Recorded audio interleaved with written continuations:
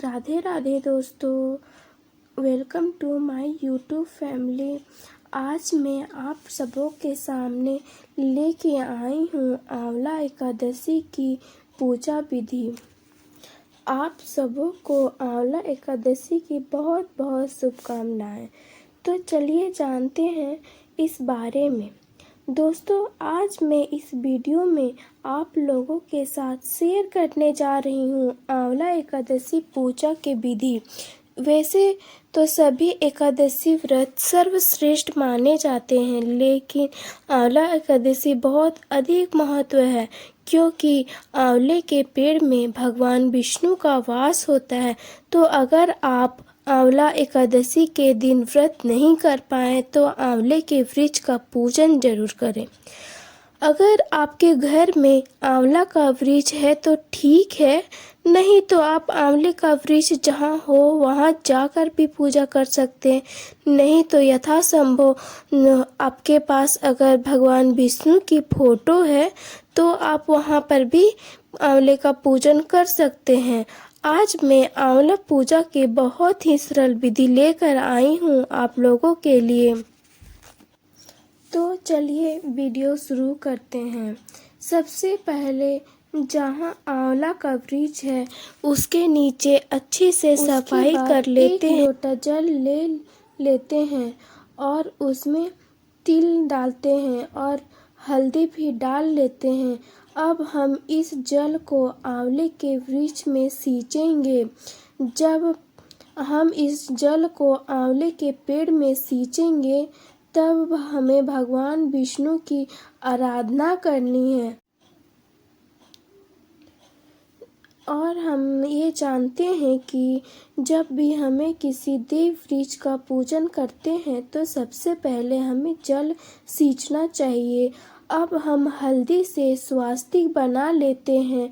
अगर हल्दी नहीं है तो आप रोरी का यूज भी कर सकते हैं स्वास्तिक बनाने के लिए। जब हम बाहर पूजा करने जाते हैं तो गणेश जी की मूर्ति या प्रतिमा नहीं ले जा पाते हैं, तो प्रतीक के रूप में गणेश जी की पूजा कर लेते हैं। अब हम लोग थोड़े से सफ़ेद तिल लेते हैं, उसके ऊपर मिट्टी का एक दीपक रखते हैं, फिर इसको सबसे पहले हम तिलक करते हैं आंवला वृक्ष को चंदन से। अगर चंदन नहीं है तो आप हल्दी से भी तिलक कर सकते हैं। पीला तिलक करना भगवान विष्णु को अति प्रिय है। इसके बाद हम दिए को भी तिलक कर लेते हैं। अब वृक्ष में पीला जनेऊ समर्पित करते हैं। अगर पीला जनेऊ ना हो तो आप उसमें हल्दी लगाकर भी समर्पित कर सकते हैं। इसके बाद हम आंवला समर्पित कर देते हैं। और हाँ, अगर आपके पास जनेऊ ना हो तो फिर कलावा समर्पित कर सकते हैं। अब हम थोड़े से तिल अर्पित करते हैं। हमें चावल का बिल्कुल भी यूज नहीं करना चाहिए, क्योंकि विष्णु जी को चावल नहीं चढ़ाया जाता है। दिए में भी तिल जरूर डालना चाहिए। इसके बाद हम फूल समर्पित करते हैं। अगर पीले रंग का फूल हो तो वही चढ़ाएं, नहीं तो आप किसी भी रंग का फूल चढ़ा सकते हैं। इसके बाद हमें भोग समर्पित करते हैं।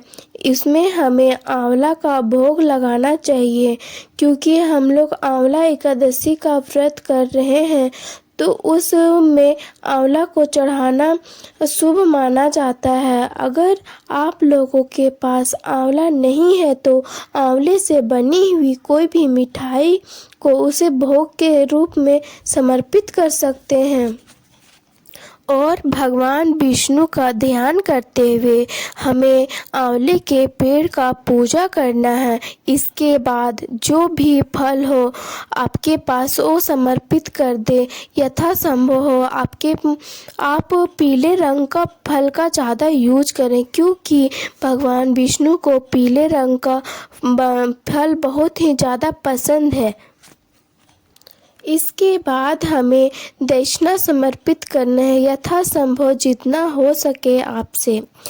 आंवला एकादशी को रंग भरी एकादशी के रूप में भी जाना जाता है, तो आप इस दिन आंवले के वृक्ष में गुलाल जरूर समर्पित करें और आप इस दिन लड्डू गोपाल को भी गुलाल जरूर लगाएं।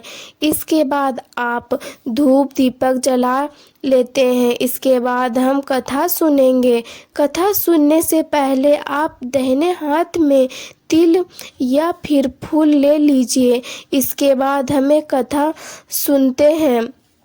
कथा सुनने के बाद जो हम हाथ में तिल या फिर फूल रखे हुए थे उसको आंवला के वृक्ष के पास में समर्पित कर देना है और जल के लोटे में समर्पित कर देना। कथा करने के बाद हमें परिक्रमा भी करनी चाहिए। तो आंवला के वृक्ष में जितना हो सके 5, 7, 9, 11 जैसा आपसे संभव हो आप परिक्रमा कर लें।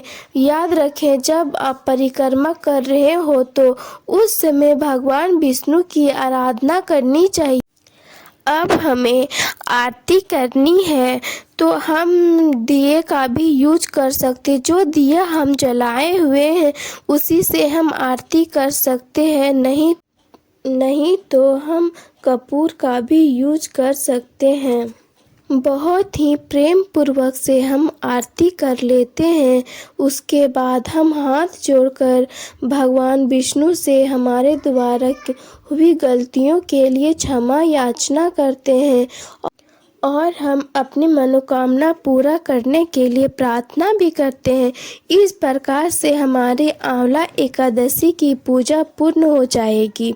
पूजा करने के बाद जो आंवला का भोग लगाए थे उसे आप दान भी कर सकते हैं, नहीं तो प्रसाद के रूप में आप बांट भी सकते हैं। आप उसका ग्रहण भी कर सकते हैं और जो दक्षिणा था उसे आप पंडित जी को दान में दे दें।